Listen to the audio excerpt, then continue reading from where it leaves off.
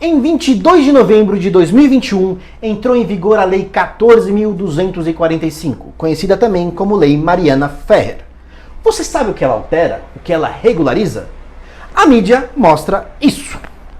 Bolsonaro sanciona a lei que impede constrangimento de vítimas em audiência. Sancionada a lei que pune constrangimentos em julgamentos. Sancionada a lei que protege vítimas de crimes sexuais em julgamentos. Sancionada a lei que proíbe constranger vítima de violência sexual. Linda a lei, não? Pelas manchetes, quem não iria apoiar uma lei dessas? Que ser demoníaco deixaria de apoiar uma lei que proíbe constranger uma vítima de crime sexual? Mas se nós tirarmos o sensacionalismo e a parcialidade latente da grande mídia e olharmos mais a fundo essa polêmica lei, será que o nosso apoio é tão incondicional assim? Assista no vídeo depois da vinheta.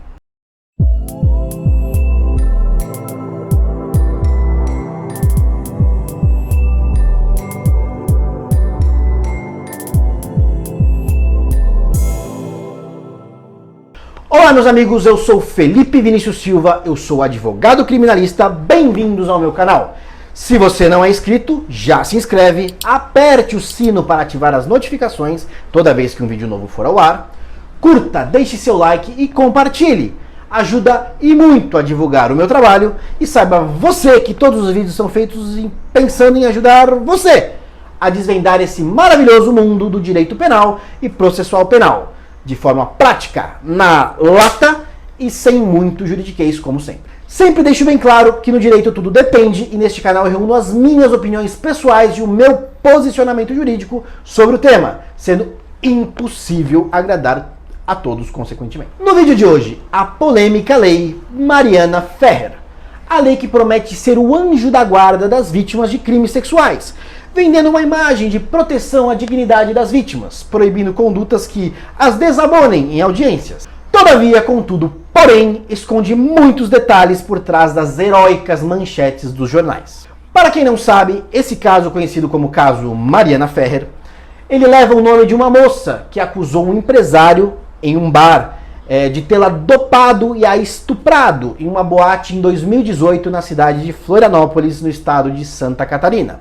Esse caso ele gerou muitas repercussões nas mídias, principalmente com o leviano entendimento de desconhecedores do direito que, mais uma vez movidos pelas manchetes dos jornais, entenderam que o juiz absolveu o empresário, pois ele teria cometido um estupro culposo, onde não há a intenção de estuprar. Como no Brasil todo mundo é especialista em direito e futebol, milhares, talvez até milhões de pessoas foram às redes sociais rechaçando o juiz, o promotor, o advogado e todo mundo bradando em coro: não existe estupro culposo. Esse é um dos males da era da tecnologia. As pessoas querem informação rápida e não perdem tempo para ler o conteúdo. A pessoa lê a manchete, ela lê o título da matéria, mas não lê o seu conteúdo. A pessoa lê o título da matéria e sai espalhando aos quatro cantos exatamente a informação que a grande mídia quer que você repasse. Parabéns, você foi manipulado com sucesso. Sem entrar na polêmica do caso, porque para isso basta você digitar no Google e ler em 200 sites diferentes sobre o assunto, milhares de vídeos no YouTube, voltamos a focar na lei, no nosso enfoque jurídico. Como o conteúdo é polêmico, eu queria deixar bem claro que abaixem as ideologias ao verem esse vídeo. Não se trata de opinião de esquerda ou de direita, opinião machista ou feminista, comunista, capitalista. Não estamos aqui para discutir política, mas simplesmente para analisar a lei. Uma análise jurídica como criminalista que eu sou. Ao final, você pode concordar ou discordar de mim. E tudo bem das duas formas. Mas peço que você analise, principalmente você, estudante ou operador do direito, especialmente do direito penal, as consequências dessa lei, sobretudo no aspecto constitucional. Vamos lá! A Lei 14.245 de 2021, a Lei Mariana Ferrer, promoveu alterações no Código de Processo Penal, no Código Penal e na Lei 9.099 de 95, a Lei dos Juizados Especiais. A primeira alteração da lei foi adicionando uma punição maior ao crime de coação no curso do processo, previsto no artigo 344 do Código Penal, adicionando um parágrafo único, que aumenta em 1/3 se o processo for de crime contra a dignidade sexual. Percebam, a lei aí não criou nada, apenas aumentou a pena existente em um crime que já existia em nosso Código Penal desde a sua criação, se ele for um crime sexual, agravando apenas se a coação, ou seja, se a pessoa usar de violência ou grave ameaça contra uma pessoa, uma outra pessoa, parte num processo ou contra uma autoridade com o fim de se beneficiar. Até aí a lei fez mais do mesmo, até porque a pena desse crime já é alta e você somaria a pena prevista nesse crime com a pena combinada para violência ou ameaça utilizada. O problema é incutir a ideia, mesmo que indiretamente, de que a coação poderia ser praticada pelo advogado durante a inquirição em audiência.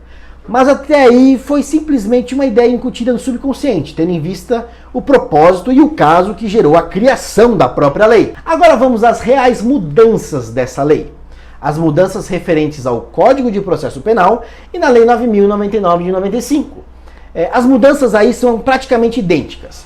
Elas apenas inserem os artigos nas partes correspondentes. Ela adicionou o artigo 400A, 400-alfa, na parte do rito ordinário e sumário, o artigo 474-alfa na parte do rito especial do júri e o parágrafo 1º-A no artigo 81 da Lei 9.099 no rito sumaríssimo da Lei dos Juizados Especiais. Mas todas as alterações são praticamente idênticas. Agora eu preciso mostrar o artigo para a gente ler junto para vocês entenderem. O artigo 400-A do Código de Processo Penal diz: artigo 400-A. Na audiência de instrução e julgamento e, em especial, nas que apurem crimes contra a dignidade sexual, todas as partes e demais sujeitos processuais presentes no ato deverão zelar pela integridade física e psicológica da vítima, sob pena de responsabilização civil, penal e administrativa, cabendo ao juiz garantir o cumprimento de disposto neste artigo, sendo vedada. Inciso 1. A manifestação sobre circunstâncias ou elementos alheios aos fatos objetos de apuração nos autos. Inciso 2. A utilização de linguagem, de informações ou de material que ofendam a dignidade da vítima ou de testemunhas. Lindo, não é? Aparentemente inofensivo. Pessoal, no preâmbulo da lei está escrito que a lei visa coibir a prática de atos atentatórios à dignidade da vítima e das testemunhas. Mas ela acaba abrindo brechas enormes na ampla defesa e no contraditório. Reparem. O artigo começa: na audiência de instrução e julgamento e, em especial, nas que apurem crimes contra a dignidade sexual. Pessoal, totalmente desnecessária essa parte final, porque no início da frase, no início do artigo, já englobava os crimes sexuais. Mas enfim, continuemos. Todas as partes deverão zelar pela integridade física e psicológica da vítima, sob pena de responsabilização civil, penal e administrativa, cabendo ao juiz garantir o disposto nesse artigo. Veja bem, reparem na discricionariedade enorme que o legislador abriu nesse artigo. Me respondam, o que é zelar pela integridade física e psicológica da vítima? Física até vai, não pode bater na vítima. Oh, que grande inovação legislativa. E psicológica? Você deve estar pensando: ah, Felipe, não pode humilhar, não pode ofender. Claro. Não tão claro, meu caro Watson. Se eu, como advogado, ver uma controvérsia no depoimento da vítima numa fase de inquérito com a fase processual, e eu perguntar em qual das duas versões a vítima está mentindo, eu estou chamando ela de mentirosa, não é mesmo? Eu estou ofendendo a vítima? O juiz tem a obrigação de intervir no exercício do meu serviço de defesa ao meu cliente? Se a vítima começar a chorar, eu estou ofendendo a integridade psicológica dela? Ou se ela apela em prantos para o juiz protegê-la, o juiz, lógico, com medo de responsabilizações civis, criminais e administrativas, ele tem o direito de tirar minha palavra? Depende, esse é o problema, depende do juiz, da personalidade do juiz, das suas experiências de vida, suas opiniões pessoais, do assédio da mídia no caso concreto. Observem a discricionariedade que abre para o decisionismo, ou seja, o juiz pensa, eu decido como eu acho que é, eu decido de acordo com as minhas leis. Observem o poder que uma suposta vítima, lembre-se de quantos casos do Brasil aparece que a vítima na verdade não era tão vítima assim. Sendo assim, qualquer pergunta que a vítima disser que se ofendeu, ela pode ser objeto de censura da palavra do advogado. Mas não para por aí. Observe o inciso 1. É vedado, ou seja, é proibido a manifestação sobre circunstâncias ou elementos alheios aos fatos objetos de apuração nos autos. Essa é a pior parte dessa lei. Imagina um caso polêmico. Vou citar de crime sexual, já que foi a origem dessa lei. Em que uma pessoa, seja ela homem ou mulher, tá? Imagine, homem ou mulher, acuse uma outra pessoa de assédio sexual em uma empresa. Ela fala que o seu chefe ou sua chefe ou a está assediando. Caso sério, vai envolver uma indenização civil no futuro. Responsabilização penal contra quem está sendo acusado ou acusada de assédio, certo? O advogado diligente, ele descobre que a suposta vítima fez as mesmas acusações contra outros 3 chefes em 3 empresas anteriores que ela trabalhou. O advogado simplesmente está proibido de falar sobre isso na audiência. Não estou falando que essa pessoa ela não foi vítima, mas você, meu caro operador do direito, não seria uma circunstância relevante questionar em audiência sobre as outras 3 acusações de assédio? Ainda mais em casos onde não há testemunhas, não há gravações, não gera estranheza do nobre defensor que essa pessoa pode vir a estar buscando simplesmente uma indenização? O prejuízo é ainda maior no júri, alterado pelo artigo 474-A do CPP, com a mesma redação. Pessoal, os jurados, via de regra, não são operadores do direito. Eles decidem quase que 99% pela audiência em plenário. Em que pese eles tenham acesso aos autos, eles, na maioria das vezes, eles não têm o conhecimento jurídico necessário para avaliar os autos. Por isso, definem com base na instrução em plenário. E esse dispositivo veda, ele proíbe tais apontamentos em audiência. Pessoal, o prejuízo ao exercício da ampla defesa e ao contraditório é evidente. Você não pode falar para os jurados uma condição que seria absolutamente relevante para a sua decisão. Mas aí você está pensando, mas Felipe, o júri é para crimes dolosos contra a vida. Mas não se esqueça que eles julgam os crimes conexos também. Então, se após uma acusação de assédio sexual vir uma suposta tentativa de homicídio, quem vai julgar o caso é o júri. Então é uma condição muito relevante para falar para os jurados. O inciso 2 dos artigos alterados, ele proíbe a utilização de linguagem, de informações ou de material que ofenda a dignidade da vítima ou das testemunhas. Utilizando o mesmo exemplo citado, da acusação de assédio sexual na empresa, né? A 4ª acusação feita pela suposta vítima na 4ª empresa que ela trabalha. Imaginem que a vítima está respondendo um estelionato por conta de um desses casos. Falar que a vítima está respondendo um processo crime por estelionato é uma informação que ofende a dignidade da vítima? Não sei, depende de quem está avaliando, de quem está julgando. O que ofende a mim pode ser que não te ofenda e vice-versa. Entenderam a discricionariedade que a lei abre para decisões? Talvez se a vítima for de baixa renda, o juiz tem uma tolerância maior para as ofensas do que se a vítima for uma grande celebridade. Talvez se for uma grande celebridade que comece a chorar após o advogado acusá-la de estar mentindo, o juiz manda prender o advogado por coação, não sei, né? Ainda alegando violência psicológica, sei lá, aqui é Brasil. Vai depender se a mídia está cobrindo a matéria ou não. Meus amigos e amigas, o fato é, o direito penal não pode ser aberto a leis vagas e discricionárias. O direito penal deve ter ações proibidas bem delimitadas, evitando o coronelismo que às vezes é observado nos tribunais. Artigo 121. Matar alguém. Poxa, precisa de explicação? Não pode matar. Se você matar, você vai apenas verificar se houve ou não uma excludente de ilicitude, os motivos que levaram para você cometer o homicídio, mas via de regra é proibido. Certo? Fácil. Para quem me conhece, sabe também que eu atuo na área administrativa, né? Em especial na defesa de policiais militares aqui no estado de São Paulo, em processos administrativos disciplinares. No direito administrativo, nós temos uma tipicidade mitigada, que se chama. Ou seja, ela é reduzida, uma tipicidade reduzida, dando uma maior discricionariedade ao julgador do processo. No regulamento disciplinar da Polícia do Estado de São Paulo, nós temos como um ilícito administrativo, no número 13 do artigo 13 do regulamento disciplinar, a conduta ilícita de provocar ou fazer-se voluntariamente causa ou origem de alarmes injustificados. Pessoal, o que seria um alarme injustificado? Reparem no poder que tem o julgador de decidir se o alarme causado pelo policial militar é ou não justificado. Essa forma de tipificar condutas ilícitas é incompatível com o direito penal.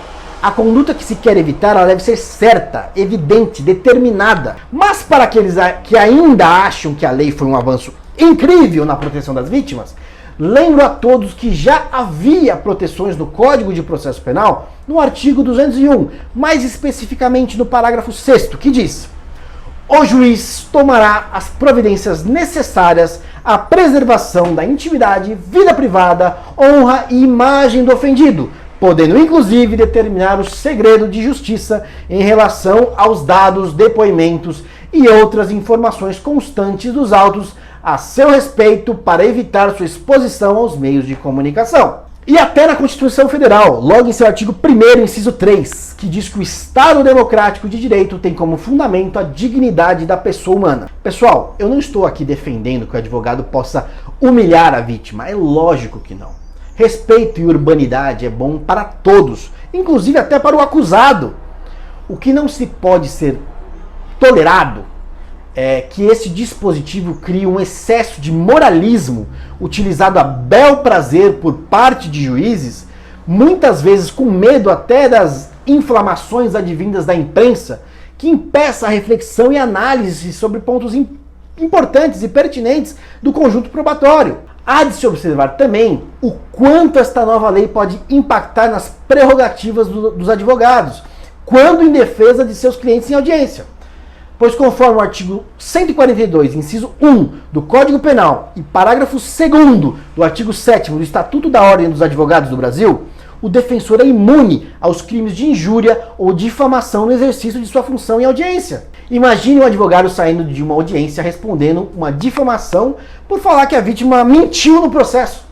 Como é que ia ficar essa questão?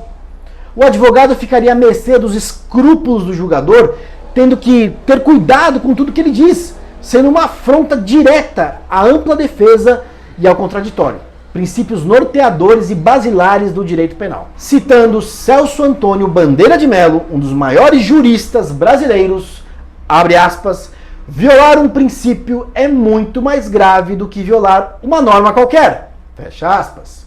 E o que são princípios? De acordo com Miguel Reale, outro grande jurista brasileiro, abre aspas, princípios são, pois, verdades ou juízos fundamentais que servem de alicerce ou de garantia de certeza a um conjunto de juízos ordenados em um sistema de conceitos relativos a dada porção de realidade, fecha aspas. Em resumo, um princípio é um fundamento de uma norma jurídica, de uma lei, e ao meu humilde ver, esta lei, Mariana Ferrer, viola diretamente um dos mais importantes.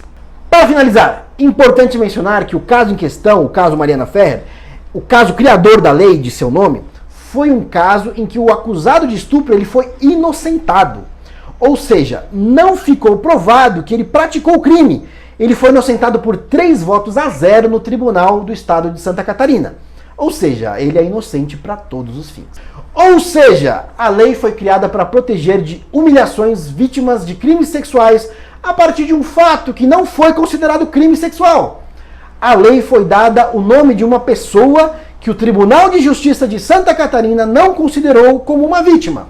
Ao meu ver, o fato em questão diz respeito às comprovadas vítimas de crimes sexuais. Meu amigo, minha amiga, toda vez que a grande mídia, ainda mais no nosso país, se posicionar claramente sobre uma questão, desconfie. Vá atrás, não se limite a ler apenas o título da notícia no feed do Facebook e saia compartilhando. Leia a matéria. São comuns casos em que o título fala uma coisa e a matéria fala o inverso. Tudo para evitar difamações por parte da imprensa. Se for muito polêmica, leia a sentença, tenha senso crítico, seja imune a manipulações. Então, você concorda comigo? Eu falei muita besteira? Olha, de qualquer forma, deixe nos comentários a sua opinião se você concorda ou não, se você discorda. Lógico que com urbanidade e respeito. Até mesmo porque se você discorda do que eu estou falando, você está pregando o respeito absoluto. Certo? Tudo bem se você não concordar comigo, mas tenha argumentos jurídicos para colocar a sua opinião. Não diga apenas frases clichês como não existe estupro culposo. Aqui é uma página jurídica. E compartilhe esse vídeo com quem se baseia apenas nas manchetes dos jornais. Um grande abraço, fui!